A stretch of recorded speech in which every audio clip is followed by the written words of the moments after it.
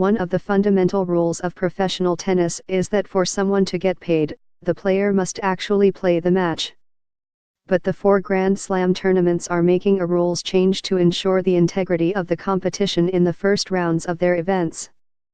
The 4-member Grand Slam board, stung by the high number of first-round retirements because of injuries in recent years, announced on Tuesday that injured players who withdraw in the days before a Grand Slam tournament begins will receive 50% of the prize money normally given to first-round losers.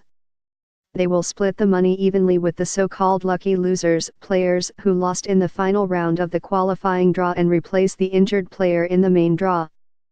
The purpose of the rule is to eliminate players hobbling into a first-round match with a pre-existing injury and then quitting after a few games, seemingly just to get the paycheck.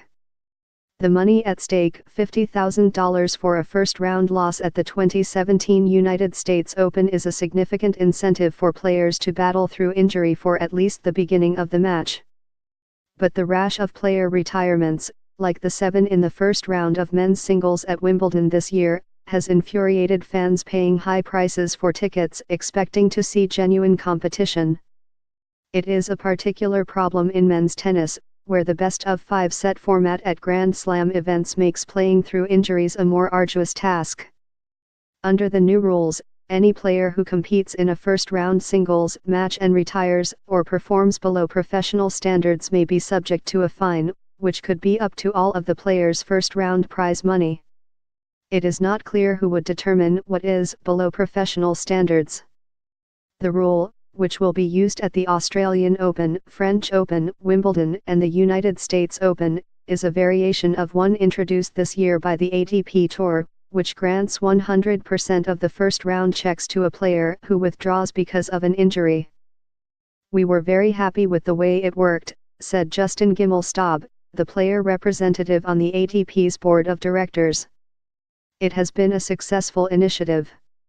It makes sure that the right players are competing at any given tournament and that injured players are afforded the ability to care for their bodies properly."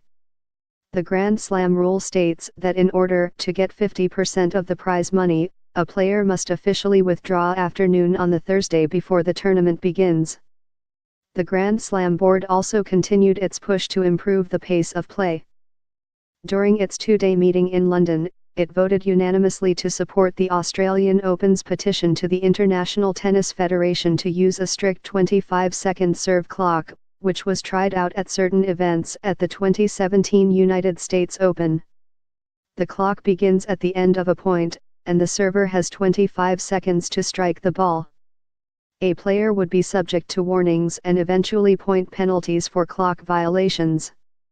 But the board also added a new rule to prevent players from dawdling before the match begins.